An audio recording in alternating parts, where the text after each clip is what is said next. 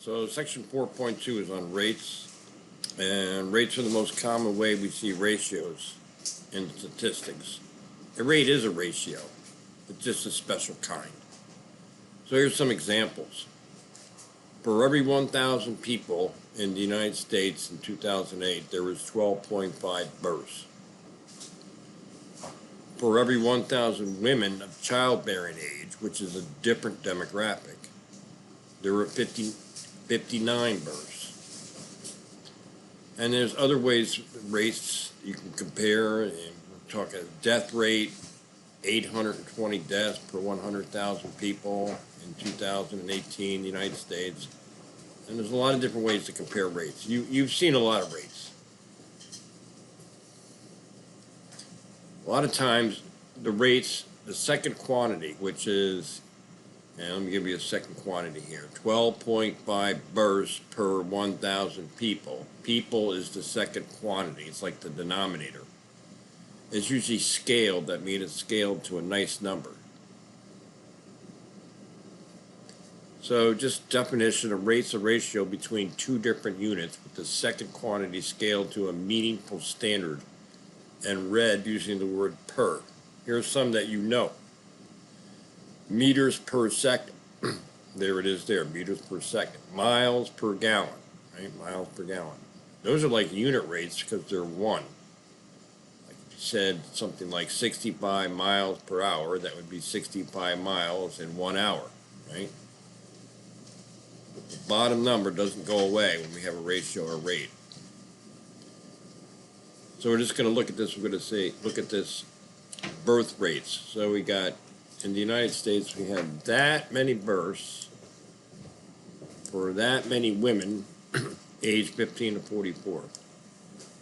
So here's a scale. We're going to scale this different ways. Scale the bottom number to 1,000, to 1, to 100.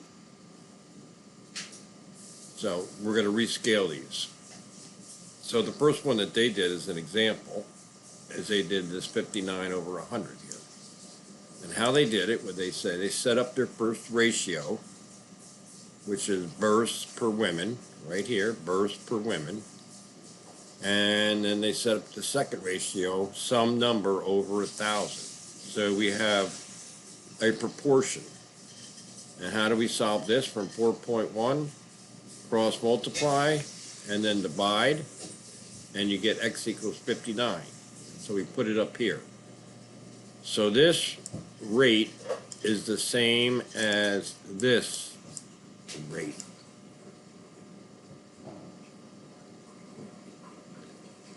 So we have these two now here, and we're going to do this one together. We're going to rescale this rate here to some number over 1. All right? So again, I'm going to put this on pause. See if you can do this problem. Can you find this number? So you can pause it, and I'm going to put up the answer and walk through it a little bit. Okay. Boom.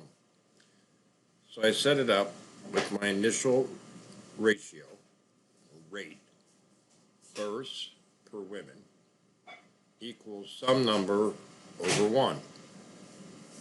So then I cross-multiplied here, and then divide it by 64 million, both sides. And I got that. I'm going to put that up here,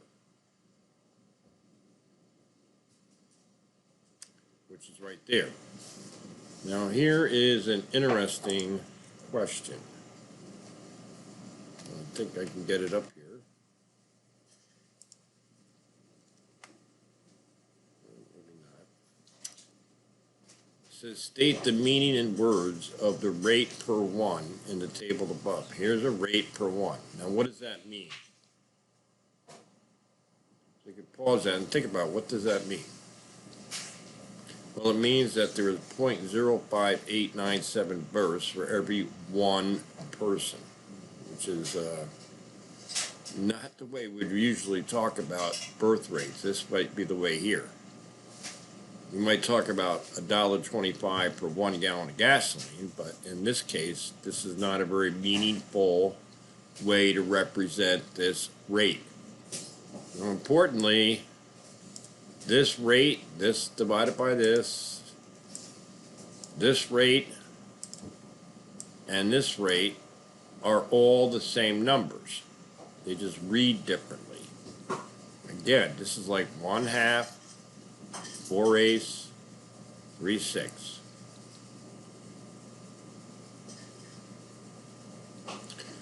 So now we just about have this entire cable completed. The last thing I'm going to do is rescale to 100. But I'm going to do it a little differently. Watch this. Now we know that this is the numerator and that's the denominator. So what I'm going to do, how do I go from 1 to 100? Multiply by 100. And if I do that, I have to also multiply by 100 here. And that, you should know, moves the decimal 2 places. So I get 5.897. So now I have all these equivalencies. All these ratios are equivalent. Which one up here is written like a percentage? And the answer is this one, because it is per 100. Okay, we'll pick up the next video right here.